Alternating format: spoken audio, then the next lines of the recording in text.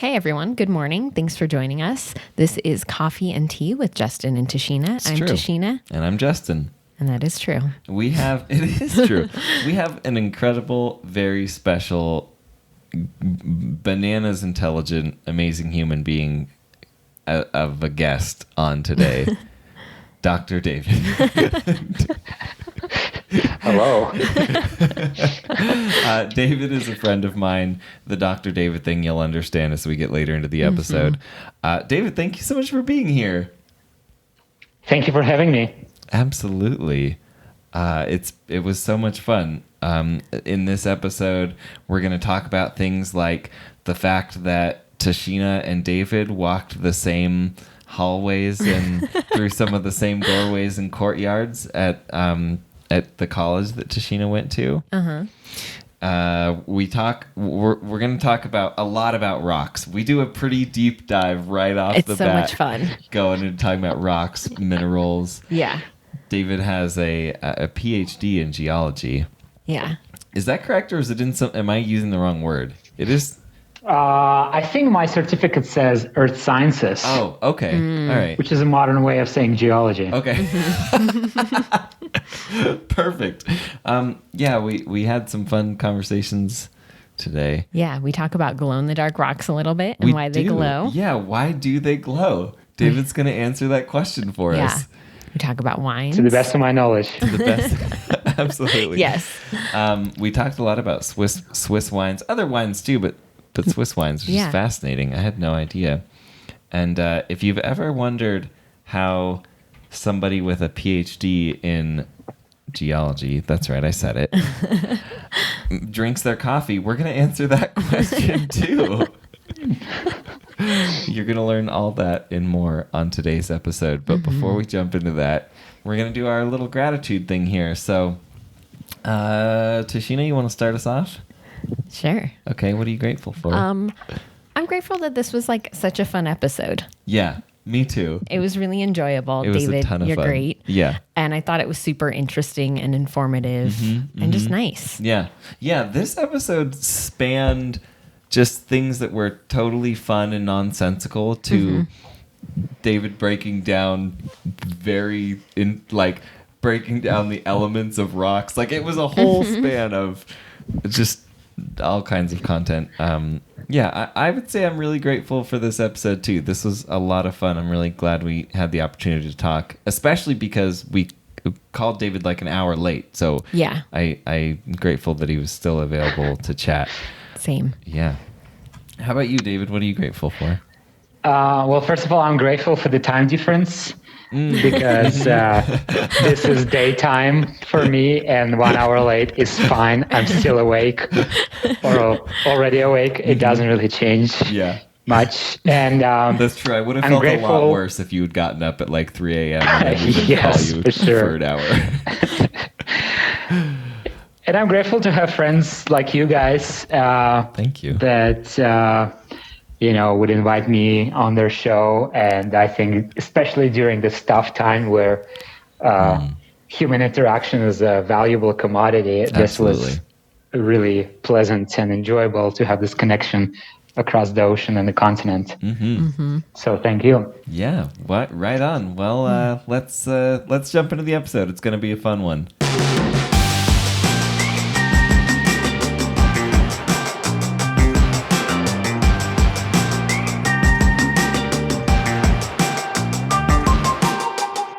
All right, are you ready to talk to our special guest? Yeah, I am. Should we get him on the line? Yeah. Okay, here we go. Whoa, that's a strange ring.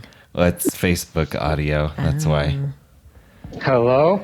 Good morning. Hi. Good morning, you. It's good afternoon where I am. Right, yeah, sorry. Good afternoon. What is it, like 3 p.m.-ish there? 4 p.m.-ish? Yeah, 3:25 to be exact. Oh, perfect. How many seconds though, David? I don't know. But it's always funny when my parents ask me, like, what time is it there where you are? Like, I lived in different parts of the world. Right. And I always kind of have to explain how many minutes it is too. And then I always think how there is no time zone that is like half-houred or a quarter-houred. It's always exactly 1 hour.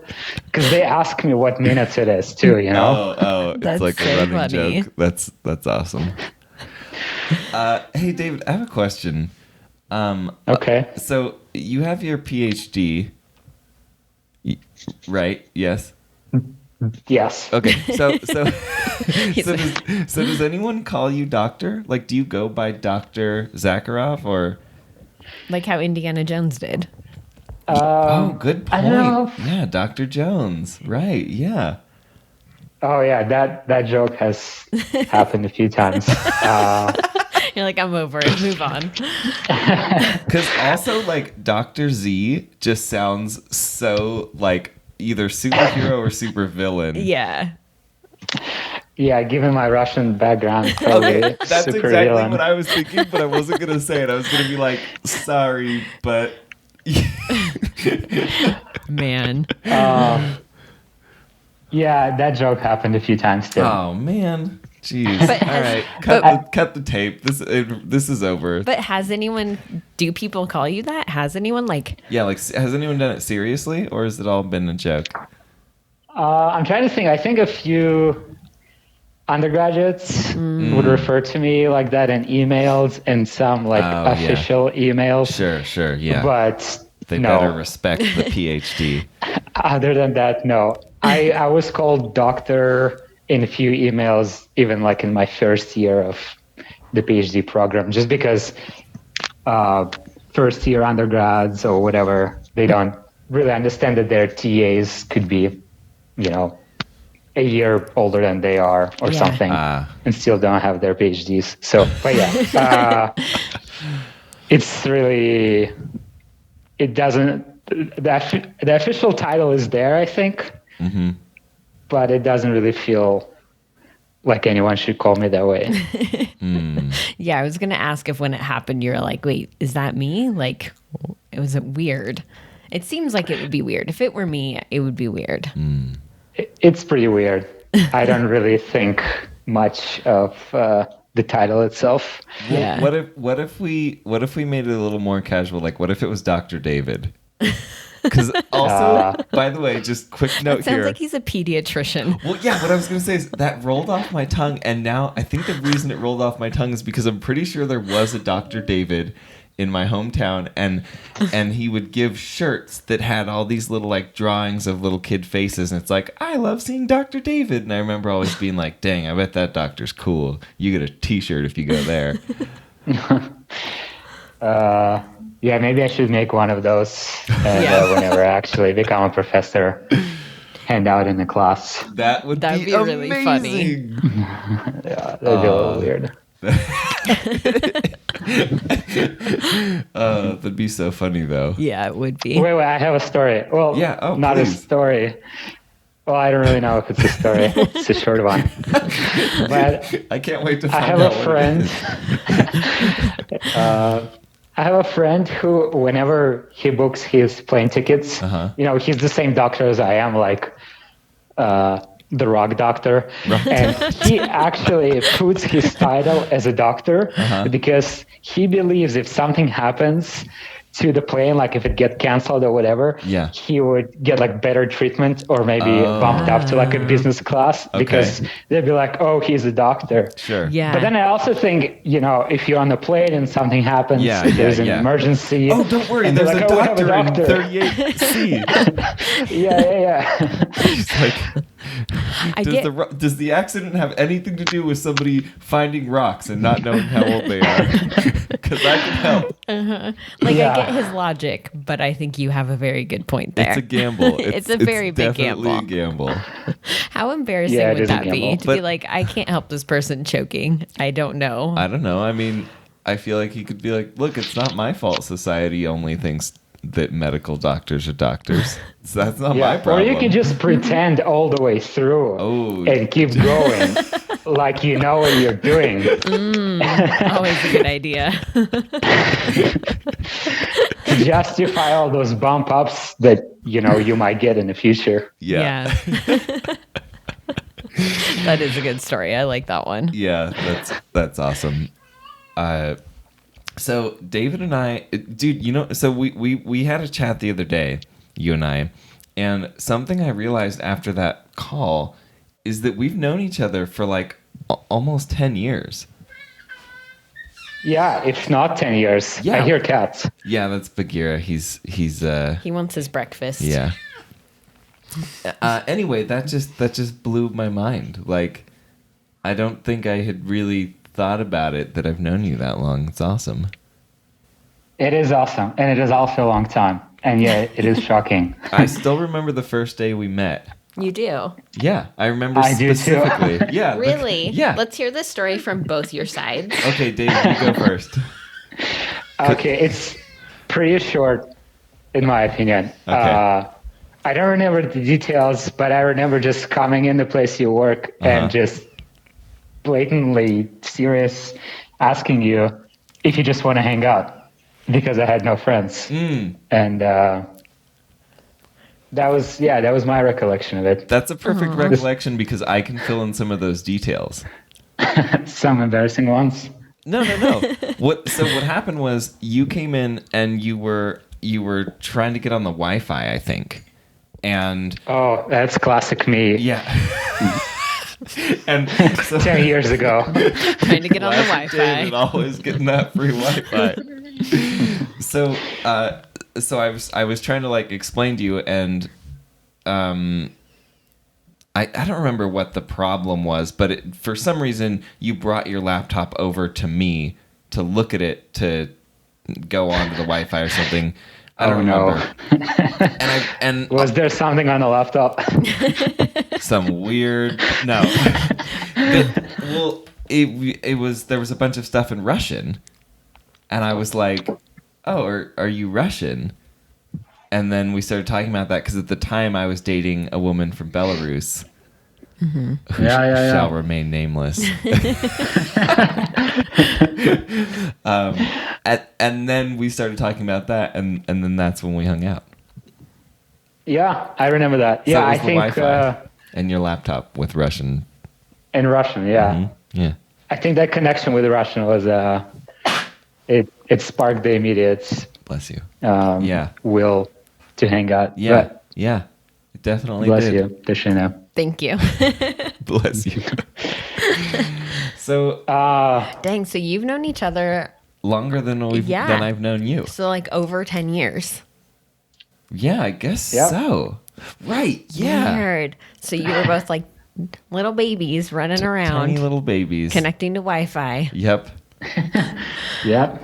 Man. I remember the first time you had, speaking of babies, baby's first root beer float. I remember that. Do you Oh, remember me? that, David? Yeah. Oh my God, I do remember now. Awesome. I didn't really have that many of them ever since. Yeah, it's kind Good. of like a rare thing. Yeah, I don't know that I've had one since, actually. That was like Actually, right now it sounds really good. I would love I one. would have one right now. Yeah. Yeah. We have some friends out here that own a couple different restaurants, and one of them is a vegan ice cream shop, which is freaking amazing. And they've been trying to figure out how to still be able to serve people with everything going on. And one of the things that they're doing are like these kits that you can take home. So one of them is like ice your own cookie kit, where you buy the cookies and then you get all these different color and flavor icings. And and one of the things they're talking about doing also is like a make your own root beer float thing. That's so cute. Yeah, where you get a little thing of vegan vanilla ice cream and like a couple bottles of root beer, and I don't know, I guess Nice. those are the only ingredients, but yeah.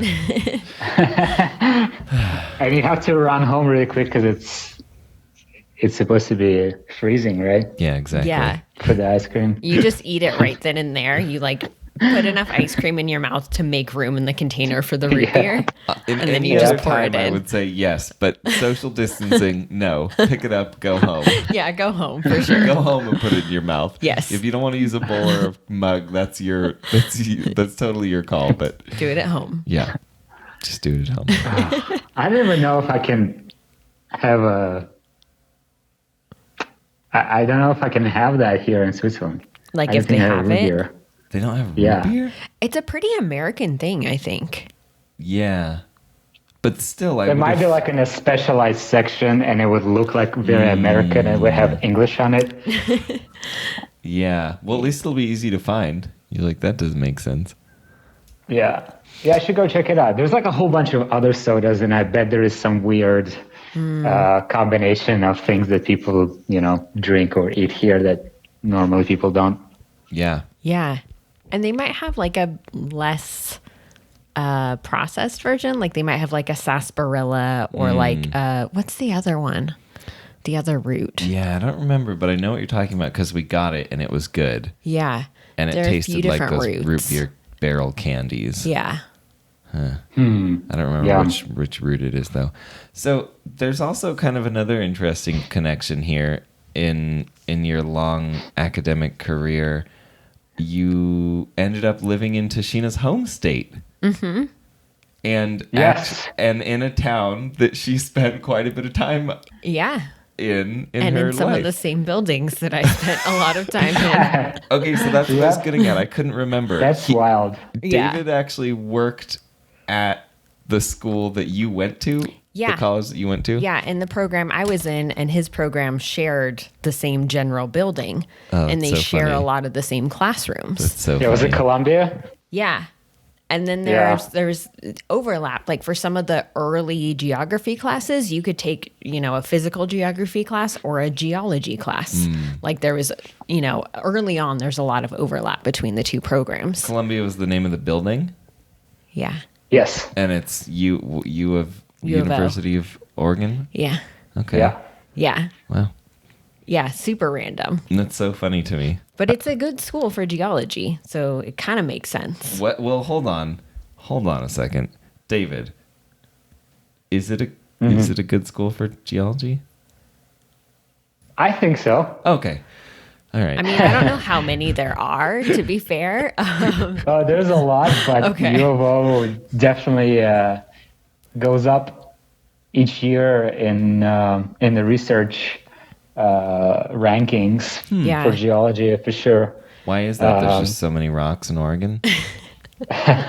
Well, okay. First of all, Oregon is the country of volcanoes, and so Oh, I didn't know that. U of Yeah, there's a O, including Phil Knight, contributed to a cluster hire of people that study volcanoes. Phil Knight, the CEO and founder of Nike? Yeah, he went to U of O. Right. Yeah. Well, okay, maybe he personally didn't contribute Sure, the funds, but his his foundation or something Yeah. related. Yeah. Yeah. something related to the foundation overall. There's a big program specifically for volcanology. So people that want to study volcanology, a lot of them come to U of O. Mm-hmm. But all of this regarding the research aspect, I'm in fact not absolutely 100% sure that the undergraduate that it reflects on the quality of undergraduate education. Sure, because you were the there same doing way. research, not going to school. Yeah, exactly. Right. Yeah. Okay, cool. I just remember too being there, and it was like, I looked at a few different schools that had those programs, because at a lot of schools that have both, they do overlap, and U of O was one of the more active ones, which is kind of backing up what you were saying. Like, as far as research goes, they were more active, so then I feel like it's implied that their programs are going to be better.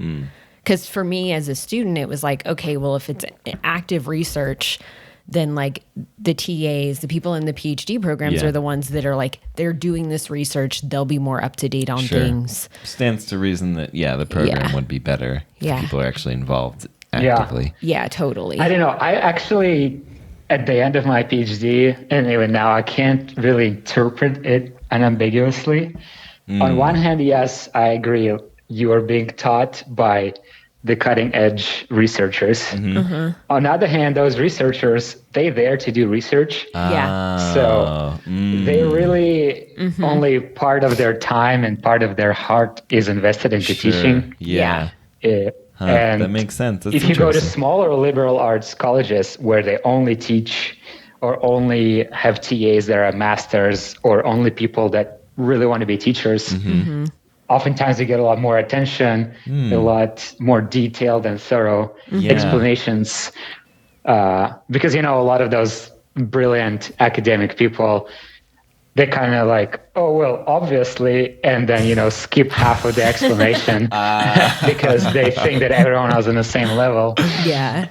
Interesting. So it can go both ways. But I think if you're a dedicated undergraduate who's interested also to looking at the other side, of schooling, and also look at research and maybe participate in some lab work or in some research, I think UOA is a great school. Yeah. Huh. That's such an interesting, I don't know, that's just like permeating my mind. That's Yeah, I think it's like with any program where you get out of it in a way, like as an undergrad, you get out what you put in. So it's like you can either just be there to get through it, or there are other ways you can like apply yourself more and get more out of it. Yeah. It's such a fascinating thought, though, that, these people might be totally involved and totally a part of it and top of their field, but if they don't care about teaching, then... Oh, yeah, totally. And most of them that we had Not didn't. To say that like, they didn't want to be professors. Yeah, that's like, good for you. Yeah, but it just made it more interesting because then sometimes they would just be talking about... It was just like a different perspective than the professor had sometimes. Interesting. And so it was just a little more interesting. Or when they would talk about their projects, it was, it was a different kind of learning. Yeah. And it was, and that was fun. That was interesting. One of my favorite rock-related stories with David. I know this one. Yeah. I actually don't.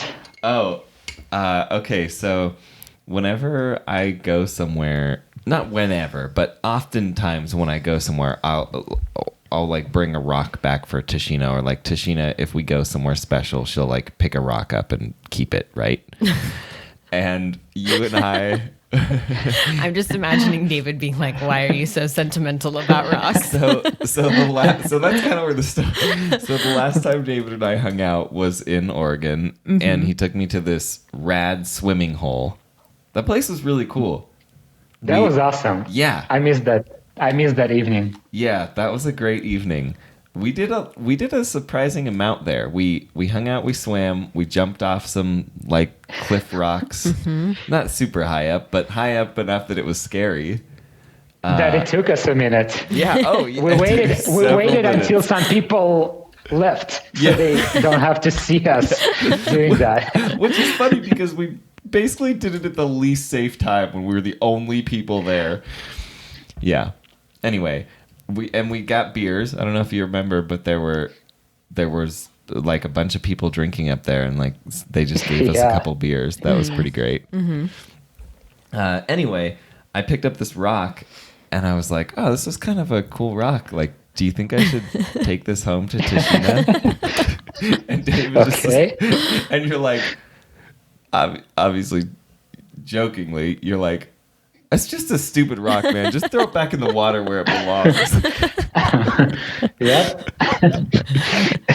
Which, like, as you know, to hear from somebody who's dedicated their life, arguably, to the study of rocks is pretty good, pretty funny. Definitely one of my favorite rock memories. My relationship with rock changed, man. It's all work now, no play. Yeah, it's not the same love that I had like when I entered that relationship with rocks. As you said, it's hard work now. Yeah, that makes sense. You're doing it in a different way, on a different level. Yeah. It's kind of sad because I still have all those collections in my mom's place. And every time I go visit her, she asks me, what should we do with it? And it's boxes and boxes of random rocks I collected. Wow. When I went on like geological field trip for high school students. And I'm too attached to those rocks now, so I can't really do anything. And I tell her just, well, I don't know, keep them somewhere until I have like my own house or something. Yeah. Or enough funds to ship them out of your place. Yeah. But now I can't afford collecting rocks, like for personal pleasure. Oh, I see. Like all of my collections, whenever I pick a rock, I just think of what research I'm going to do on it, not how like pretty it's going to look on the shelf or in a box for the next 20 years. That makes sense.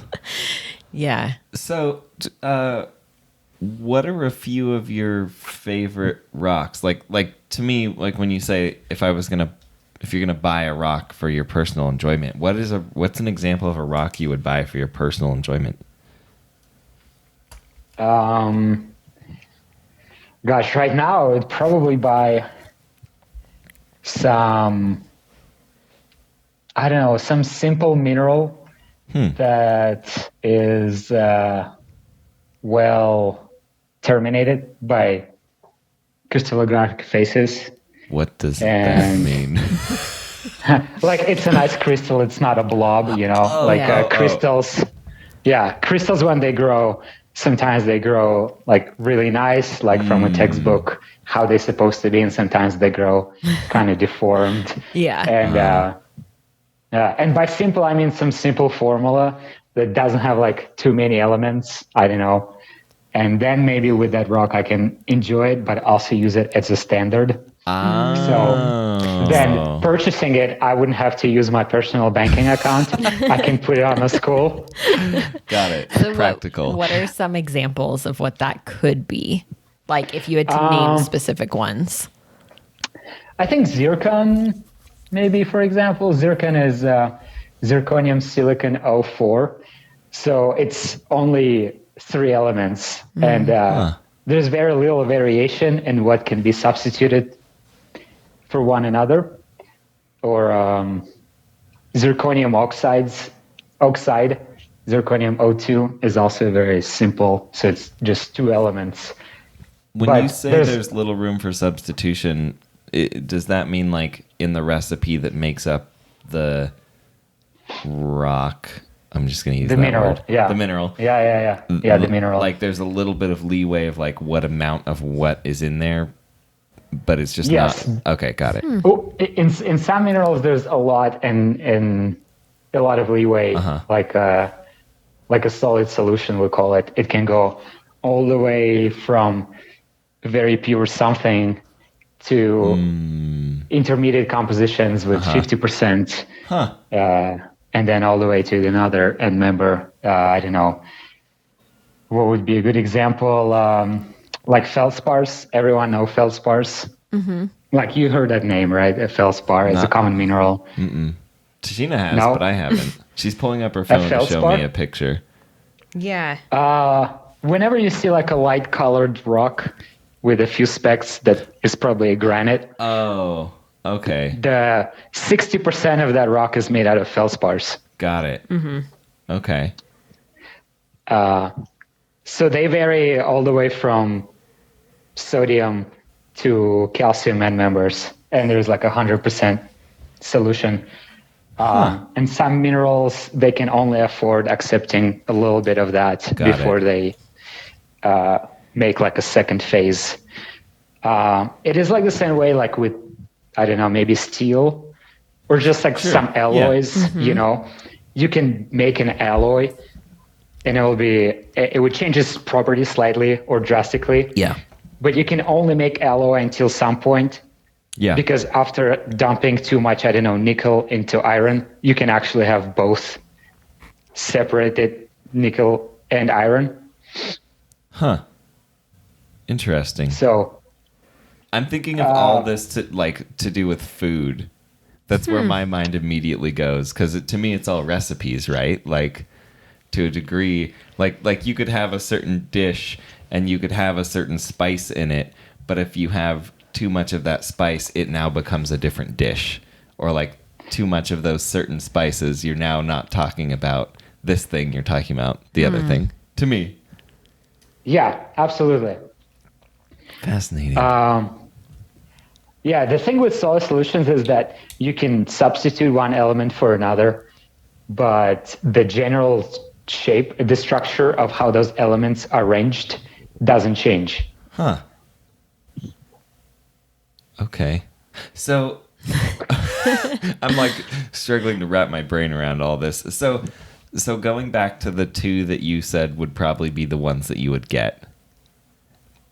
part of Oh, the yeah. reasoning behind that is that they have little leeway for substitution, which makes them a great control mineral in your studies. Yeah, and also it is easy to compare them with natural rocks, or I guess it's easy to compare them, with other samples that are unknown. So, for example, if you have a feldspar, sometimes it's easy analyzed. Oh, sorry, it is difficult to analyze because you can have feldspar that is calcium-like or sodium-like, and you would use different chemistry. So you have to modify your routine to how you analyze all other feldspars. And you have to find a sample of feldspar that matches your standard feldspar. Whereas if you have something simple, you can use the same simple mineral for all other different situations and all other unknown samples, because they would all have that 1 grain of zircon or 1 grain of bedellite. Yeah. Wow. Okay. So if you were going to get something purely for aesthetics and money was no object, what would it be? I don't know. You're really asking me to nerd out about something. Oh, okay. I always like monazite, this mineral that contains rare earths Tashina's and Googling phosphorus. it. Monazite? Yeah, it has actual Z. Ooh, How do we spell that? that's cool. Monazite. Oh, yeah, that is cool. Huh. So why that one? I don't know. Ever since I was an undergrad, it kind of blew my mind because I think if you look at its formula, it's like nothing you see in your regular life. Like it has all the weird elements at the bottom of periodic table. And like cerium, lanthanum, yttrium. And then at the end of the formula, there's a PO4, which stands for phosphorus, oxygen, 4. And phosphorus is like not a very common element in those type of rocks. So just, majority of the Earth crust is made of oxygen and silicon. So majority of minerals are silicates. They have a silicon oxygen at the end of the formula. And the fact that this one has all the rare elements concentrated in it, Yeah. I kind of always felt like it's a rare thing to find, Yeah. Huh. Interesting. Monazite? Yeah. Monazite. Okay. Wow, yeah, these photos are cool. Yeah, I feel like there's a lot of different variation between them. Yeah. Okay. So see how, are you on Wikipedia? She I'm just on Googled Google it. Images. Yeah. But it seems like some look like a traditional like rock and some are more like crystal shapes. Yeah. If you're listening, look this up. Monazite, so you can see what we're talking about. So, It has nothing to do with my research. but it has to do with you as a human person, and that's a beautiful thing. Yeah, I think something like this got me into doing research. And if you look at its formula, go on like Wikipedia, I guess. After the first paragraph, there's a bullet point list. And you see... Hold There on, are- we're catching up to you. But go on. We're almost there. Okay, yeah, we're there. Okay, we're at the bullet point list. Yeah. Do you see there's a whole bunch of elements in parentheses Yeah. and then PO4. Yeah. And so that whole bunch of elements can substitute for each other in the formula of the mineral or in actual crystal structure Interesting. without distorting it. Huh. That's super fascinating. Yeah, that's crazy. And so it can have a whole bunch of this called rare earth elements. And rare earth elements, it's on itself is such a rabbit hole for nerding out. But I am afraid to open that. But Okay, let's not open that trap door. yeah, but also recently I was more and more exposed to science actually related, something I didn't really know as an undergraduate when I first learned about this mineral. If you again look at that formula, the very first one says monazite parenthesis Ce. Ce stands for cerium. And then you have lanthanum and neodymium, and then at the end you have thorium. Yeah. And so thorium is actually a radioactive element. So it decays pretty slowly. I think it's, this is going to be embarrassing. There's thorium-230, thorium-232. So this element also has, this mineral also has a, radioactive element, which was really cool. Yeah. And you can use that mineral to date the sample, so you can measure how many daughter isotopes of the radioactive decay chain of thorium-232 relative to the parent, and then you can determine the age of that grain. That's so cool. Recently people have been using that mineral. But again, you see how many elements are there in that mineral? Hold on, wait. Yeah. I'm not sure I understand. So what you're saying is there's the radioactive element you can use to like if you found a chunk of this, you could use that radioactive element to know how old the chunk is? Yes. Okay, got it. Because Okay. of, like, Right. the date, yeah. Because of everything he said. Yeah. Because of decay, Because of those words David just said. Yeah. That's, I mean, it makes sense. That's I'm up so to interesting. Speed. Please continue. Yeah. So, for example, this would be an interesting mineral from scientific point of view, because it has something radioactive that decays, and that you can measure isotopes produced by the decay chain to determine its age. Yeah. But depending on your measurement, it might be tricky because of all the different elements in that mineral. Okay. This one has, cerium, lanthanum, neodymium, samarium, gadolinium, some other things. It can even have some silica instead of phosphorus. And so there's a few techniques. One of it uses ionization energy. And so all those different end members of monazite would ionize slightly different, giving you slightly different amount of thorium to daughter product ratios. And so you would really have to match your standard and your unknown, because every measurement ever is always a comparison between something you know and something you don't know. Okay. Like a ruler. Sure. So you would have to come up with a really good ruler for this particular application. Right. So you would have to create some sort of monazite where by other methods or by just synthesis, you know how to use that, and you know all the properties, how it behaves in the instrument or during your ionization technique.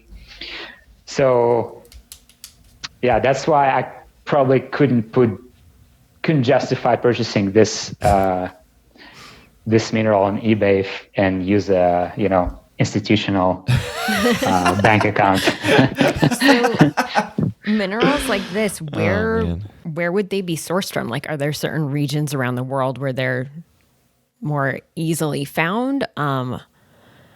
And like, what about those regions produces them, other than obviously the mineral makeup? But like, is there some commonality that would be like, I don't know. You get what I'm asking, right?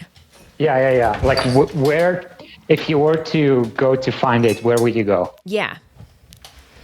And why there? Like, what made that happen there? Yeah, well, in a very basic explanation, you would go somewhere where there are granites. Okay. And granites are products of crystallization of so-called evolved magmas that have a lot of elements that couldn't be incorporated in previously crystallized minerals. Okay.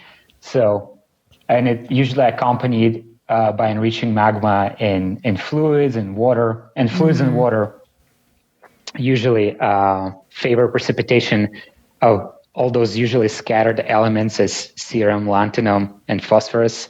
And so basically, you would go somewhere like Oregon, maybe in few million years when it erodes all its volcano down to the underlying layers, and there would be granites exposed, like Idaho batholith, for example, or Sierra Nevada. Okay. So those are areas that have exposed granitic plutons. Okay. And in those situations, you usually have enough like crystallization and magma evolution where you can really concentrate those elements, because those rare earth elements in the bulk earth, their amount is extremely infrequent. Yeah. You would have to come up with some sort of geological process where you can distill them and to make a crystal of monazite. If you start with melting the mantle, and the mantle is the reservoir where eventually all the rocks came from, Yeah. you would have very low concentrations of those elements. So you'd have to distill. So in essence, granite is a distilled version of mantle melt, and mantle melt is a basalt. And so yeah, That's I interesting. think I didn't do a very good job explaining this, but I tried. No, I think it makes sense because you'd need somewhere that had the right set of physical and environmental features, right? Yes. Yeah, you have to squeeze out basically those usually rare elements into some parcels of environment where you can really crystallize phases that have them as a major element. Otherwise, all those elements that you see in the formula are usually scattered as impurities in all other more common minerals. Yeah. Interesting. Huh. So, wow. Okay. Yeah. That's super interesting to me. Let's transition. I mean, it's super fascinating. Can I ask one question, though? You can ask as many questions as you want. It's called the Justin and Tashina Show. So when I went to visit my friend Rianne, she lives in Michigan, and we went to a mineral museum there, and they had a room of minerals that basically when you turn the lights off and they had black lights, they would glow. Yes, nice. Yeah, it was really cool. And it was actually a much bigger room than I would have expected. But like, is that kind of similar where it's like you need the right mix of environmental and physical features to produce rocks like that? I never 100% understood why some of those minerals glow. Yeah. Huh. But it is related to having some sort of rare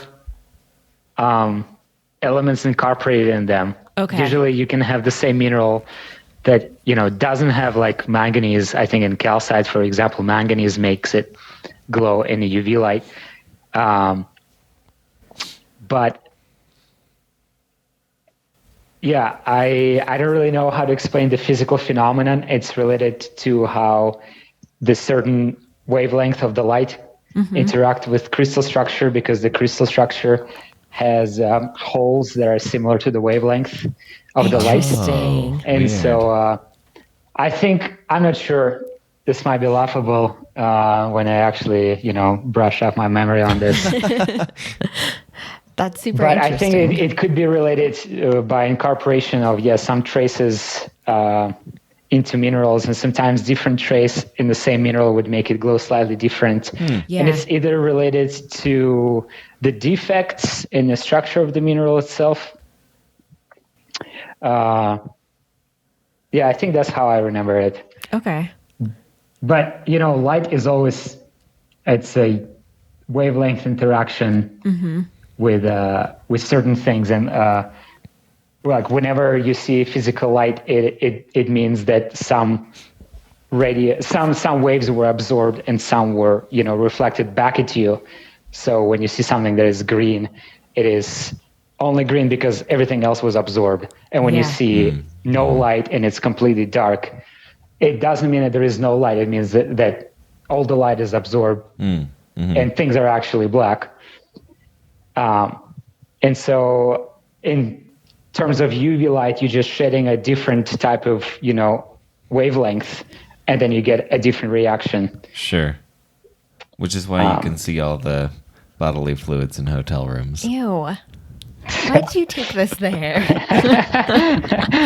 I don't know. Man, no, that makes sense. That's super interesting because one thing that she and I noticed is you would have two minerals that were the same next to each other, but yeah, like you were saying, what you would see would be two different colors. So that's why I was so curious because I'm like, why? I mean, obviously, there's like you were saying, there's like substitutions that can be made, and so that would definitely impact that. But interesting. Yeah. Very interesting. Yeah. Anyway, that was my question. Perfect. It's so fun to talk about stuff with somebody who knows so much about it because you can ask all these big and little questions that, it's like normally you'd be Googling it. But here we are with Dr. David. Yeah. Well, guess what? I'm still Googling it. And in fact, right now I'm Googling the interaction between the UV light and the minerals. And it says that certain electrons in mineral absorb the energy from the UV light. Okay. And they can jump to a higher energy state. And that one makes them glow. But do they actually glow? Well, it appeared that way, but it was hard to tell because it was such a controlled environment and you don't know what is in the environment. Like it's a room that you walk into and they're behind a glass case. Yeah. And then you turn off the light and you see parts of them glow. But then it's like, how much of that is actually the rock versus the light that's on it versus is it glowing or is it reflecting? I think that's what I'm saying. Like it appeared to be glowing, but I'm not totally sure because it seemed more of a glow than a reflection or like a yeah. Huh. Wow. But again, there's well, so many. How everything is glowing in a way. Everything that you see a color of is a light that comes back at you that wasn't absorbed. It's the reflection, same, right? Yeah, it's the same light that comes from the window that you see that makes something have a color. I guess when I think of glowing, I think of something that's like producing light. I mean, I think visually that's how it appears, right? I think it's visual. Yeah, I want to say that it's visual. What about like a firefly? No, that probably produces. Yeah, that's what I mean. Is like I think of like weird things like that. When I think glow, I think of like a glowworm or like a firefly or like. So that's why I was confused. The rocks aren't producing anything. No, I don't think so. They don't glow. If there is no source of light, they don't glow. Like glowing means if there is no other source of light, that thing that it's glowing is the source of light. So it's just using the certain kind of light that, like you're saying before, the waves hit it. And for some reason, this like particular whatever element has to jump to the excited state. It doesn't absorb that particular light. It emits back at you, making it a certain color. And so because UV light to you is like, it's a black light you don't see it. Yeah. And I think that's why the mineral appears like it's glowing because it's reflecting back the different wavelength. Yeah.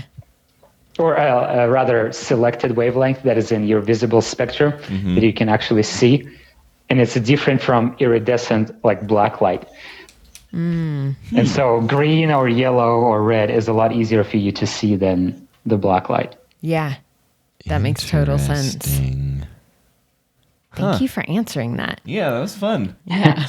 Well, I had to, I don't know, there's probably some wiggle room to it all being wrong or partly correct. Sure. But the general considerations are laid out.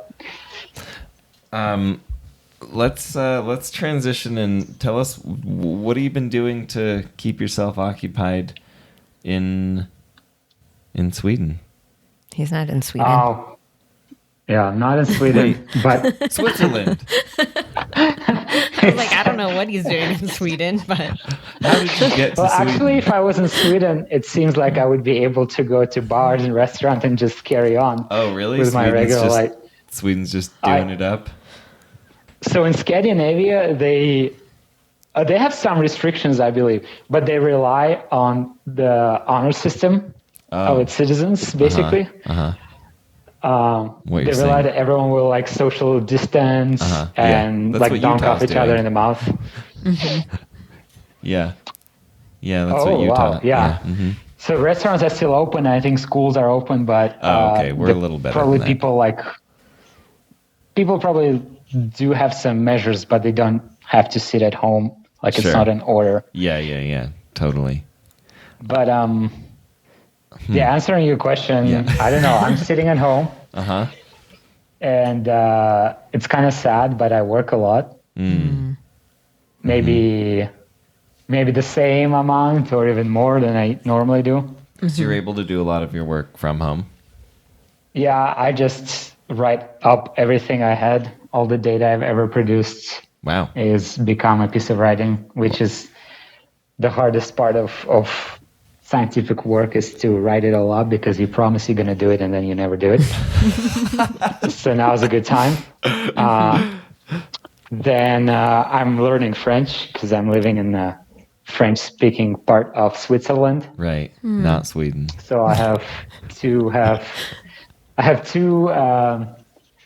two Zoom meetings with my A0 class and one Skype meeting with a tutor.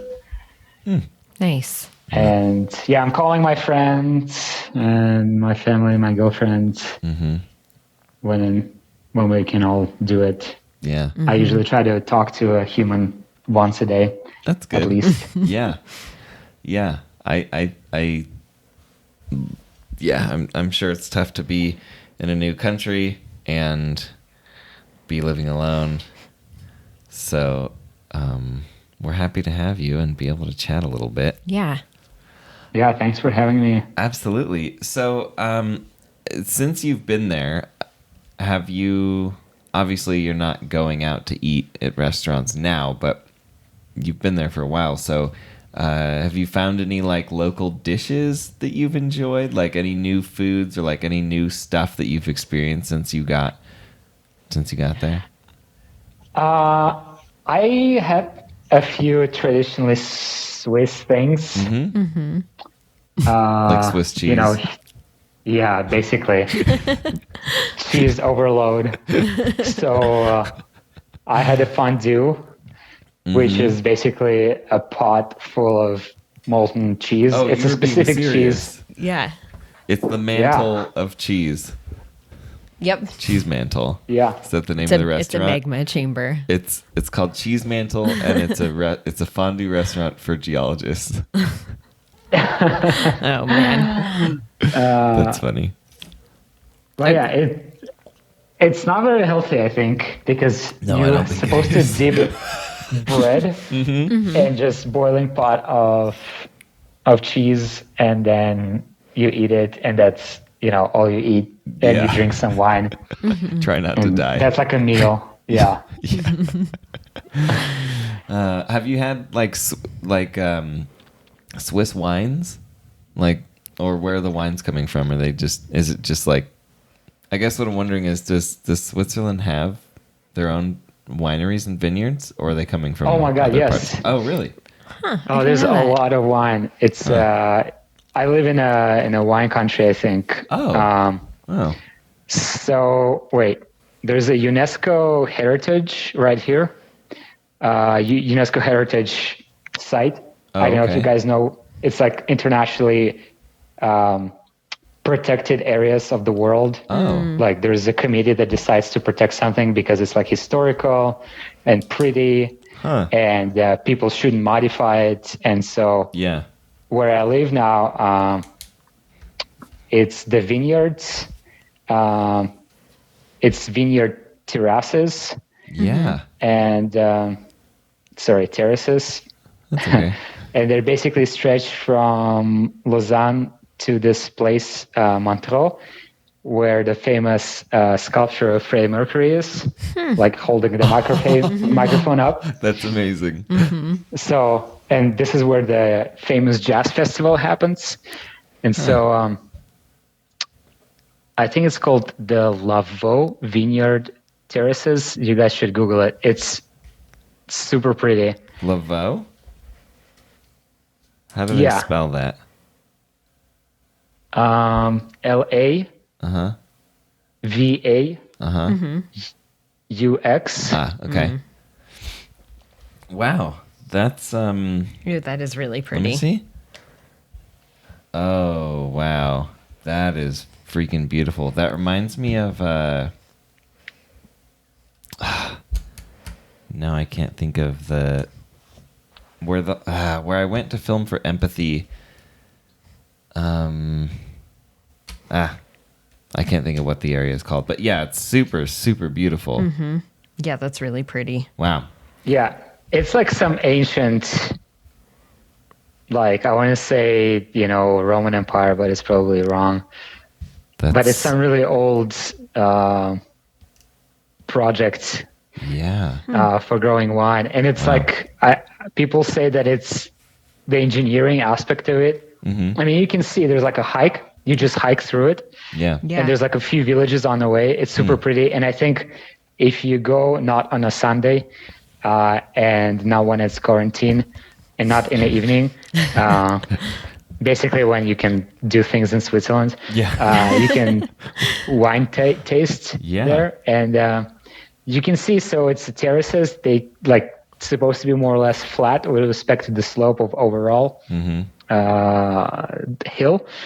And from top of the hill to the bottom of the hill, there's a series of channels that allow like running water to like automatically, I guess, irrigate the vineyards. Wow. That's so cool. And it's man-made, these channels. Yeah. So they cool. look like some ancient concrete. Oh, that's so rad. Wow.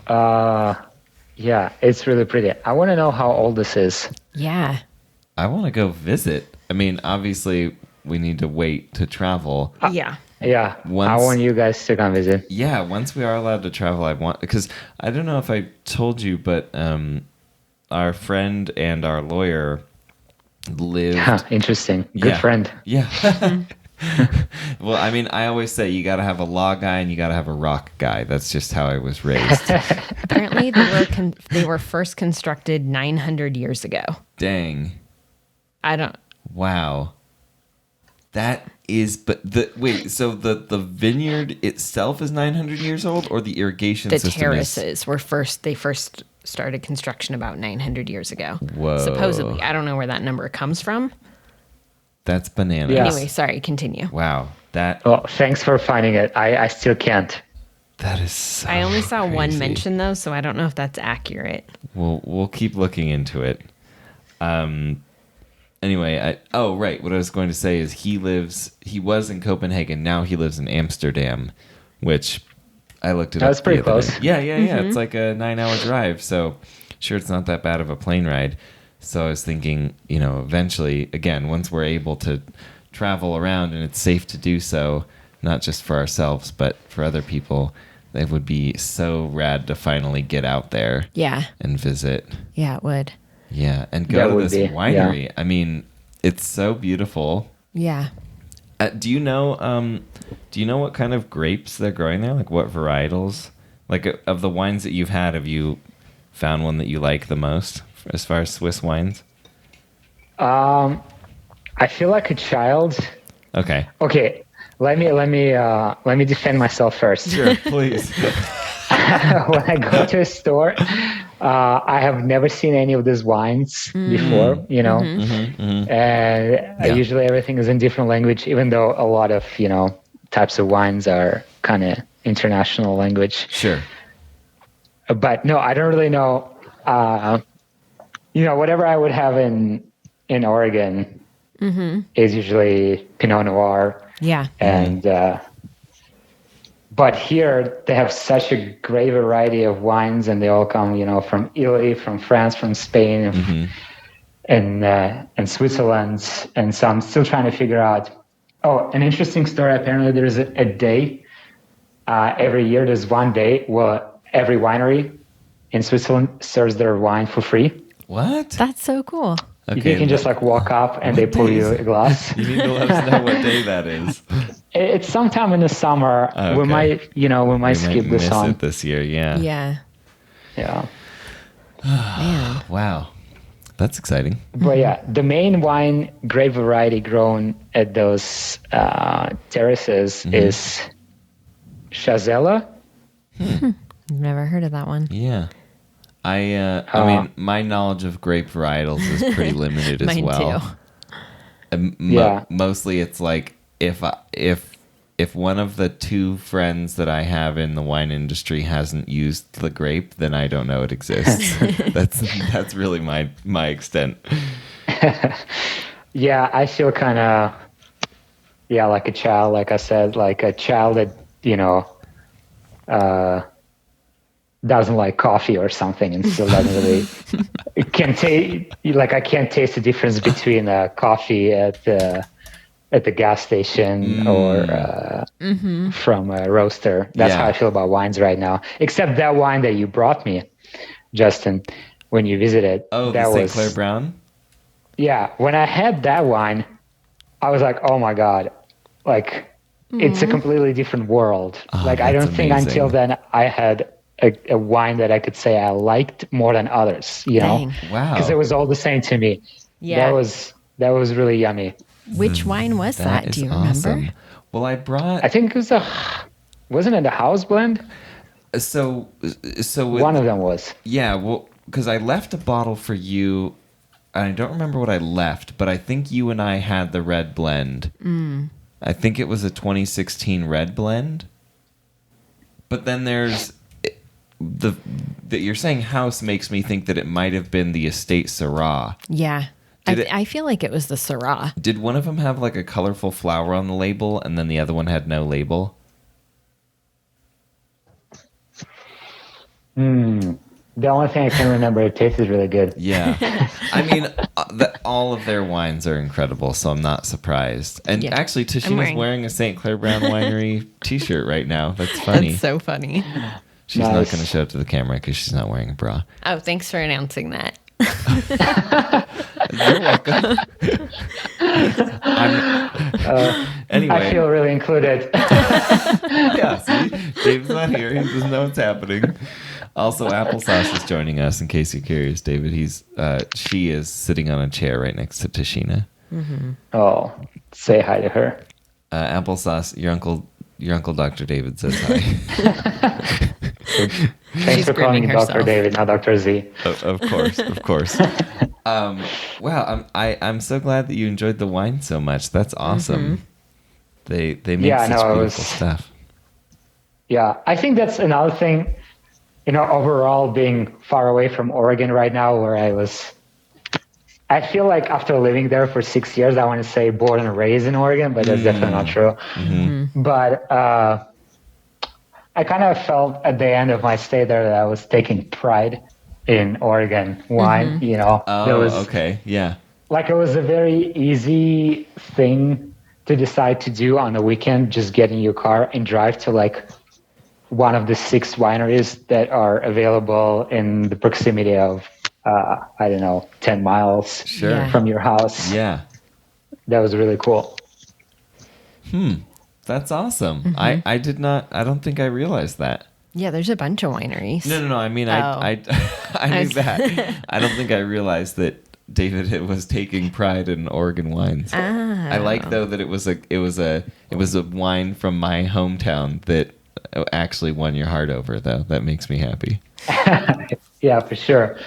I think when people think of American wines, it's like California and Napa and Sonoma County, and like I feel like in Oregon we have like this little island, there was a lot of wine from Washington Market too. I think even maybe more so than from Oregon. But it felt good that there were wineries so close to my house. I mean, now there's a lot of wineries here in Switzerland close to my house too. You just can't go to them. Yeah, it just... Well, you'll have to let us know how they are. I would tell you to send us a bottle when you're able, but we can't have wine shipped into Utah. Oh God. Yeah, it's a federal offense.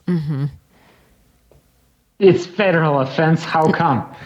That sounds like a state law. I think it's a federal offense because it has to do with the federal agencies that regulate it. And even though it's by the state, I still think that the agencies that oversee the laws for state to state, I think I'm not exactly sure. Don't quote me on this, but I'm fairly certain that it's like the ATF and the ATF, and then like locally it's like the DABC, whatever, something like that. Well, and wouldn't it be federal just because it's crossing state lines or attempting to cross state lines? Oh, maybe that might that's be it. part of it. Yeah, I'm not. Because you're using like an agency like USPS to try and ship something over state lines that you're not supposed to. Interesting. That might be it. Yeah, I'm not sure. I mean, because then the argument could be made that you're using UPS, right? But yeah, I don't know exactly why it's federal and not state, but I just know that it is. Well, if it's shipped from Switzerland to the U.S., that's a federal level operation. But maybe I can just ship it somewhere in California. Yeah, if you shipped it to California, we could go to California and drink it there. Yeah, absolutely. Yeah. So we'll figure something out.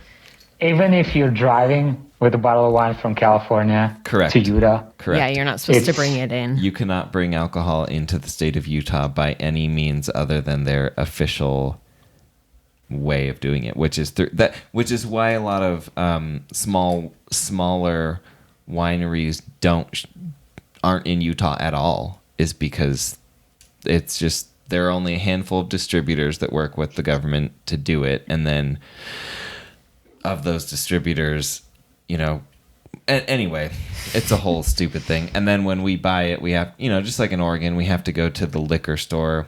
Grocery stores don't sell any beer over 5%, which is the new percentage, right? Wait, in Oregon you can do it. Yeah, right. In Oregon, you can get wine at the grocery store, right? Yeah. Yeah. Not here. And so you can't bring beer into the state.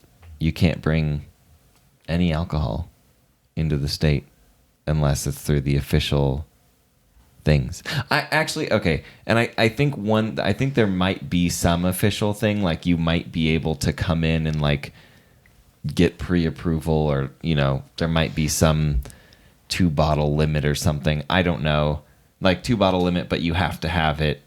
You have to have permission. You can't just like drive it in and be like, oh, it's only 2 bottles. And the fines are pretty hefty too. Like, I want to say it's like $500 and they confiscate everything.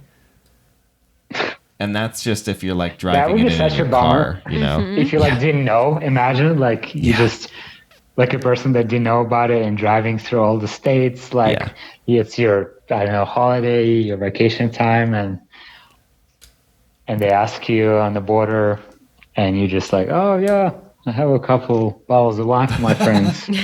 And they not only confiscated, but also fine you. Yeah. Utah is it's fascinating anomaly, for foreigners, I think. The United States is just such a trip, even for people that live there. But to explain these things to foreigners, you're like, it would blow their mind. Man. I recently learned that because of Utah and because of basically the Mormonism, Americans have such a great ancestry record. Yeah. Yeah, that's true. They're huge on heritage stuff here. And that is another wild story. Yeah. Which part? I read this online, so I hope I don't go to jail or face any charges. But I read an article that basically somewhere in the vicinity of Salt Lake City, there's an underground facility that is maintained by one of the churches. I forgot the exact name. The First something church. The Church of Jesus Christ of Latter-day Saints? Maybe that one. Because that's Mormons. But isn't there some other churches within Mormonism? Oh, there's the FLDS, the Fundamentalists Church of Latter-day Saints, and those are the people that are like polygamists and like... Yeah, they have some of the original beliefs that the new church has distanced itself from. Yeah. But there might be others. These are just like different sects of the religion. So there might be like different churches that we're not aware of because we're not super familiar. Yeah, that's true. No, you're right. You're right. It is the Church of Latter-day Saints. Yeah. But anyways, they use the inmate labor okay. to digitize all the records. Oh, interesting. Yeah. And so, I'm reading this from motherjones.com. 20 miles outside Salt Lake City, a massive man-made bunker known as the Vault stretches nearly 700 feet into the mountain of granite. Sealed behind colossal doors designed to survive a nuclear attack, the climate-controlled cavern is home to the world's largest collection of genealogical records, 3.5 billion at last count. Wow, yeah. The Church of Jesus Christ of Latter-day Saints has been collecting these records since the late 1800s, so its members identify and post, what's this word? Humously? Posthumously? I don't think... Posthumously. Posthumously? Yeah. It's after you're funny. Yeah. It's once someone's made a joke or has had a career in comedy. That's when they're doing this. Posthumously baptized ancestors who might then join them in the afterlife. Yeah. Apparently, I don't know that this is true or not, but apparently to like try to cleanse him, they've again, total hearsay. Yeah. They've like baptized Hitler like 8 times in his, death to try to be like, I don't know why, honestly. I never questioned that part of the story. Yeah, me either. I just thought they're just... Anyway, so yeah. When Tashina's dad was here, you'll love this story. They were traveling through, and he had this old photo of from when he was here as a child. Yeah, with his grandparents. With his grandparents visiting. And it had like buildings in the background and stuff like that. And, their first question was, are you here to get sealed to your grandparents? Which is, sealing is, it's like again, this is like my limited knowledge of the religion, but it's basically the ceremony that binds your souls together for eternity. So when you get married, there's the marriage and then there's also the sealing. So like you were saying about baptizing people and doing all this stuff after death, they were like, are you here to be sealed to them, Yeah. which he wasn't, but... He was like, no, I just want to find out where this photo was taken. Yeah, and they were able to obviously provide information about his family and his ancestry, but also to figure out exactly where the photo was taken. Yeah, even though none of the businesses in the photo currently exist. Yeah. And they just like showed up with like identical copy of that photo, which is actually the original and he has the copy. Yeah. Right. Exactly. Yeah. Security cam footage. Anyway, that was funny because the way he told the story when we first heard it was that they went to all these lengths to like figure out exactly where this photo was taken, and they figured it out for him. Yeah. That is interesting. Yeah. Yeah, I'm not surprised that they have those records. No. It's a really interesting thing. It's super fascinating to me. It's weird and interesting. And it's my understanding is that there's some aspect to their archives or whatever where you can go in and even as a non-member of the church go in and like look into your ancestry and all that. Doesn't Ancestry.com like uses some of that? I think actually there is some relationship between the two, but I don't know what it is. Yeah, I don't know exactly what it is either. But Ancestry.com does have, they're headquartered out here. Yeah. So like, Oh my God. if you go downtown, you're maybe like 2 blocks away from the temple and, the main temple, and there's an Ancestry office, and then there's like a huge office, a couple, maybe 20, 30 minutes south. Yeah. Well, that sounds like there might be a relationship. Oh yeah. Relation, I mean. Well, and we knew somebody who worked there for Ancestry, and so I do know there's some relationship, but I'm blurry on the details. I don't remember. Yeah. I don't remember who was selling who what data.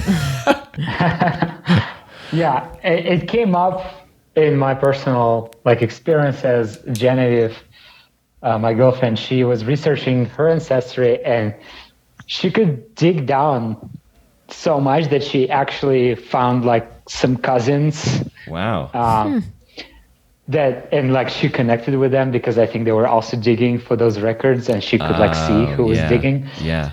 And she could trace it pretty far back, and she was telling me how she can look up my details or my ancestry. And I was born and raised in Moscow, Russia, and there's absolutely nothing about me. Yeah. So she tried. Not even my grandparents. Dang. Yeah. So it's only American based, Yeah. My understanding is a lot of the records come from different churches and stuff, because churches in America and in Europe traditionally had a lot of record keeping systems. So it kind of, yeah. I can't imagine you have too many. Well, what I'm wondering though is, do those records exist for you somewhere?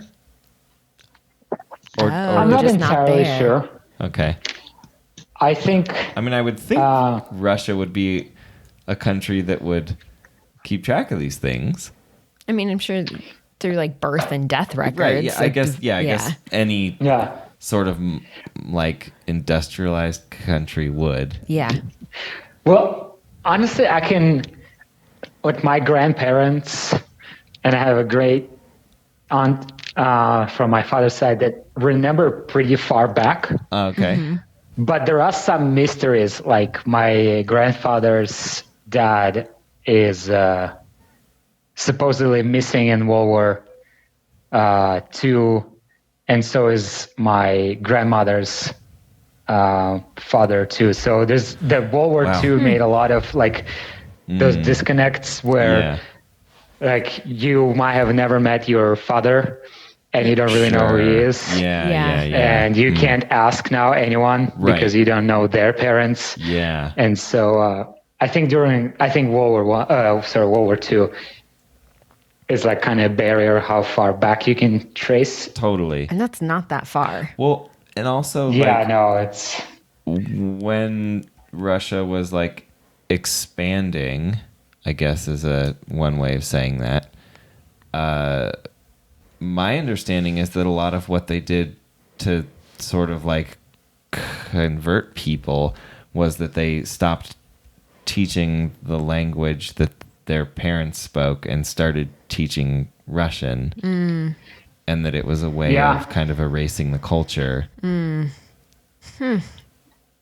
Yeah, that did happen. And a lot of folks that are my grandparents' age around Europe, they know at least, or they do speak Russian. Older people in, I don't know, Czech Republic would probably be able to speak Russian, but younger wouldn't. Interesting. And in Baltic countries as well. And even in some countries, I think Russian is still a very common language that is being spoken today by, if you go to Ukraine, and I mean, right now the political situation is such that you might hear it less and less. But when I was able to visit, you go and speak Russian, no problem. So when you talked to Katya, did she speak the same kind? I mean, obviously, she's from a different part of the world, so there's going to be differences. But did you both pretty much, I don't remember, did you both pretty much speak the same Russian, or were there glaring, obvious differences in the language?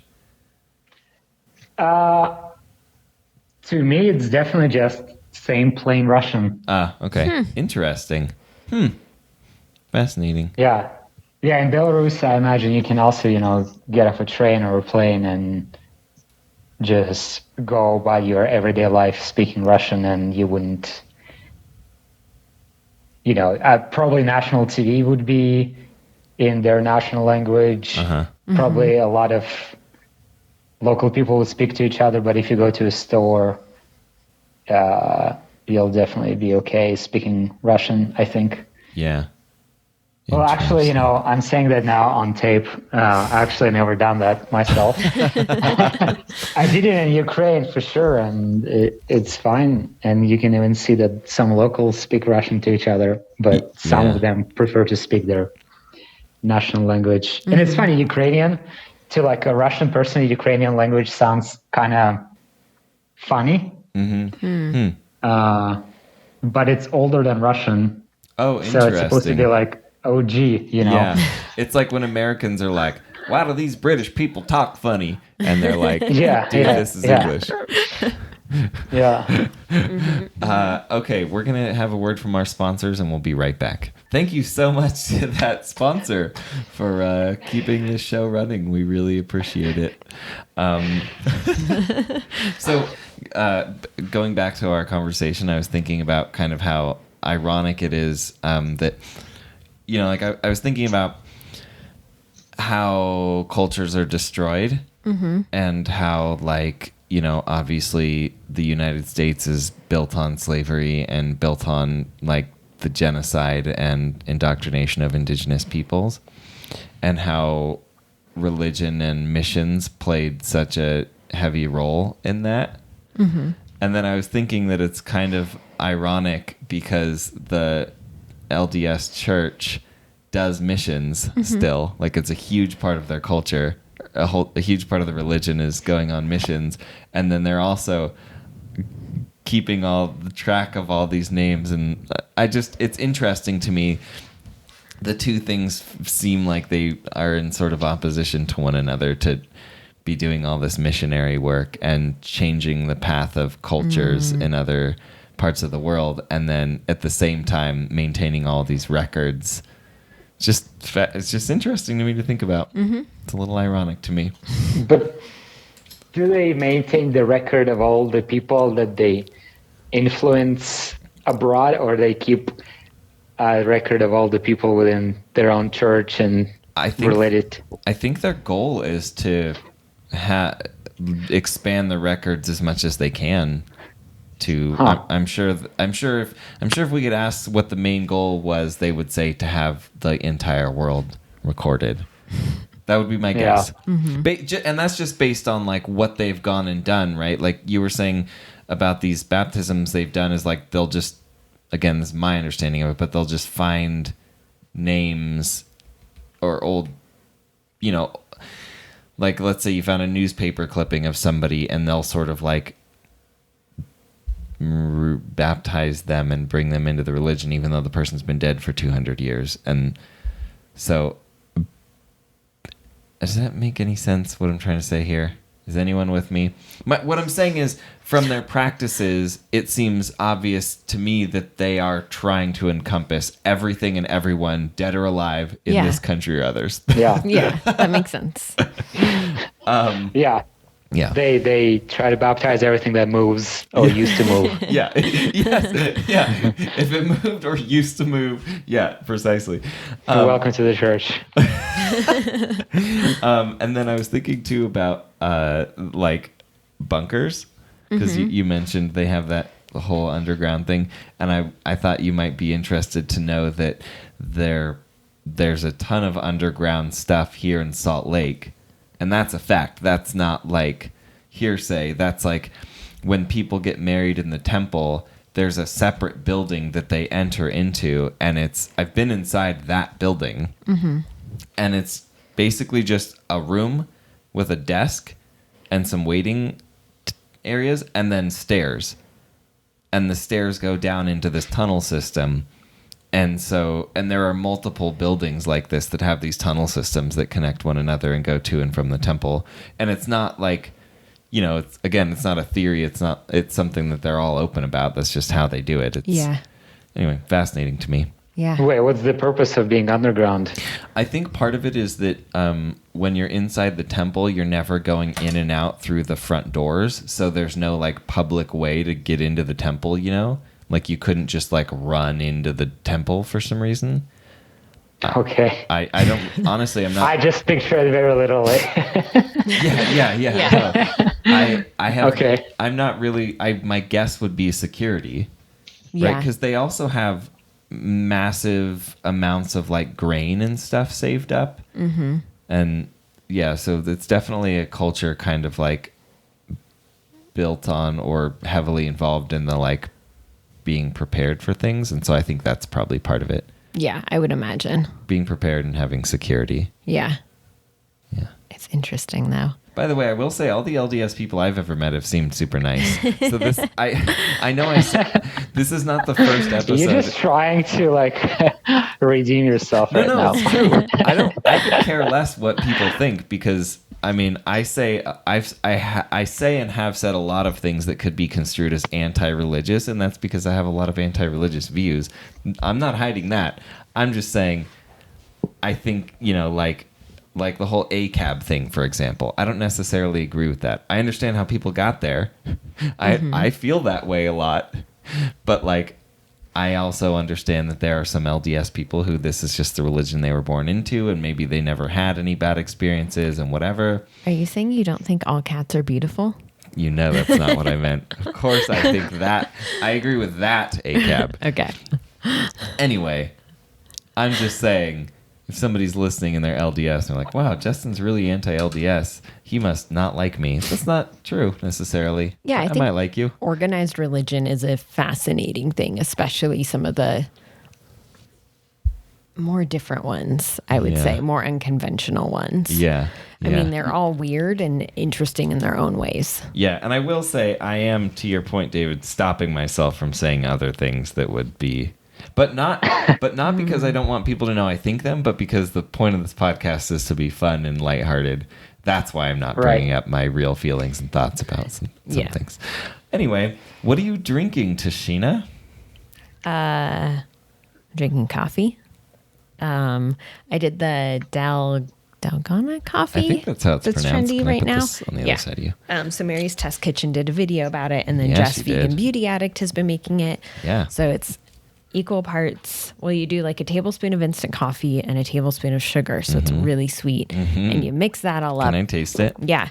And then you put it into some soy milk, and I added some ice.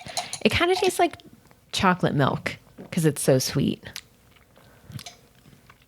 It's not like an everyday drink by any means, because normally I'm just drinking like coffee with soy milk. You know what that flavor-wise reminds me of? What? When I was a kid, my grandma would make her coffee. Mm-hmm. And for whatever reason, which is probably a good reason, she didn't want to give us coffee as children. Yeah. But she wanted to give us something. So she'd do 8 ounces of milk. Mm-hmm. And then like a half a cup of sugar and like a tablespoon of coffee. Kind of similar. It's very, and that's it's what very that tastes sweet. like, yeah. Yeah. So growing up, we had a lot of like Greek coffees, and this is very similar to the Greek iced coffee. Sorry, I'm making noise. No, it wasn't that you're making noise. I was trying to get the mic in a good spot. Yeah. So. Yeah. Awesome. I was drinking my normal black tea with soy milk and maple syrup, but we actually recorded a podcast before this. Dude, it's delightful. Have you had it? At some point, I think so. Mm-hmm. Just the maple syrup and tea go along really well. Oh, yeah, they really do. Yeah. I'm going to make some tea right now, too. Nice. What kind of tea are you making? I think I'm just going to go for Earl Grey. I think it's still that time of day where I can. Yeah. Yeah. Absolutely. And I have a bunch of... Yeah? What have you been drinking? Were you I think you said you were having coffee earlier? I've been having too much coffee because it's, it's kind of like, if you never done any freelance, I think you picture yourself just like staying at home drinking coffee all day long in your PJs. So I was kind of riding that wave Yeah, for you the gotta last live 2 that weeks. life. Sure, yeah. Yeah. Uh-huh. Yeah. Even though, honestly, I found it really mentally disturbing to spend your whole day in PJs. So I've been dressing up like as if I would go to work. But I would still drink more coffee than I would normally do. And I've been drinking just coffee out of a percolator. Okay. I've never owned a percolator in my life. And this was on sale at a store next to my house, and I had no rig to make coffee. So I bought that. How's it working out for you? Pretty good. I like it. I Nice. think I like AeroPress and I like percolator because when you make a cup of coffee, you have to start kind of over. Maybe you can have 2 cups of coffee out of those devices. Oh, okay. Yeah. And so you end up having small amounts at a time. So it kind of forces you to make up instead of, brewing a whole bunch of coffee and then consuming like a gallon of coffee Yeah. by yourself because the machine can, produce that much in one go. Absolutely. And now you're making Earl Grey. Yep. Nice. Still Okay. pretty caffeinated, Yeah. I guess. But nothing in comparison to the coffee I've been drinking. Yeah. Ever since I started drinking coffee out of AeroPress, you guys have an AeroPress, or you saw the rig? What is the AeroPress? Is that not a different word for French press? It's a different kind of press. I think it's a different press. Okay, you guys, you should Google it. It's like it's kind of a recent highlight, I think, in household items that I personally experienced. It's a very simple setup. It's like basically a cylinder and a piston. It's almost like a cylinder from an engine, basically, where, at the bottom you have coffee grounds, and above that you have water, and above that you have air, and above that you have a piston that you drive down. And so you're like making a shot of espresso by pressing hot water through some ground coffee, and you have a filter at the bottom. Yeah. And it's just from plastic, so it's relatively cheap. The one I had in Oregon, someone found it on the street, like by the dump, and gave it to me. And you weren't worried about what had been in it? It looked really nice and clean, and I think someone just like bought it and was like, "What the hell is this?" and couldn't like figure it out, because as many people as I saw, everyone makes it slightly different. Okay. And the way I make it is for many people upside down way of doing it, I think. And so, but the key point I think is to upgrade from the filters that included with it. So they include like paper filters. And it is kind of annoying because they're flimsy, they get gross and wet at the end, and you have to use like a new one each time, although they claim you can reuse it. But you can buy like stainless steel filters. Okay. And you just keep reusing it and washing it. And it has very small holes, so it actually filters out really well. Nice. And I think it's also like the most efficient way of using coffee. You're basically making yourself a shot. You can, have it Americano way, just dilute it. You can have an espresso. Yeah. You can make a latte with it. It's not like you drip coffee, which consumes a lot of ground coffee. Sure. Yeah. For what it is. Very interesting. Do you think you want one? Maybe. Oh, okay.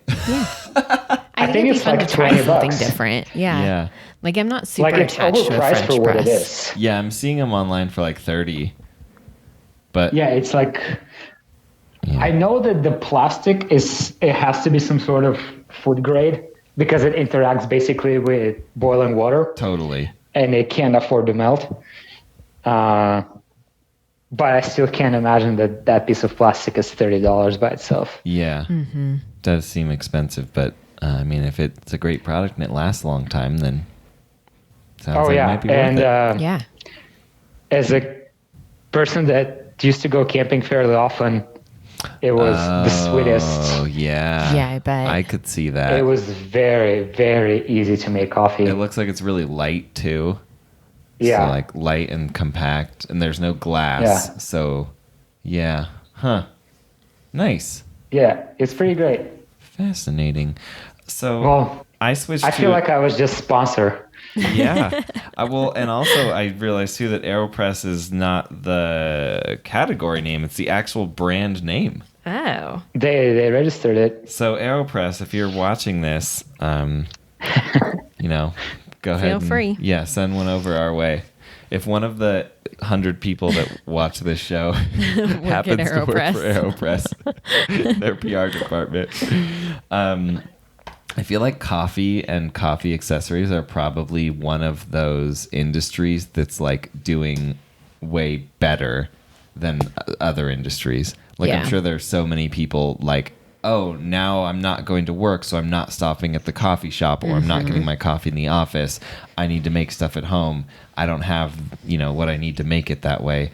Yeah. The way that I want it. So it's Yeah, interesting. I think so. Yeah. I mean, Yeah. I like the Dalgona coffee thing. I think that's a huge part of why it's gotten so big. Yeah, I is think that so too. People want this new, fun, fancy coffee drink, and they're sitting at home. Yeah. They have time. It's pretty simple. It's instant coffee. It's made with like the cheapest stuff. Yeah, you know? It's such a change. Like, again, if you're used to getting fun drinks on or at your way to work. Yeah. I think your mom would be into these. I think she would too. Yeah, definitely. My mom likes sweet, caffeinated things. Wait, how's it called again? Dalgona? Yeah. Dalgona? Yeah, but there's a bunch, like, there's a bunch of other words for it too. Like, but that's just And the it one that's doesn't currently use- popular. Uh-huh. Yeah, I found it. It looks really pretty. Yeah, mine Well, does not as- look pretty.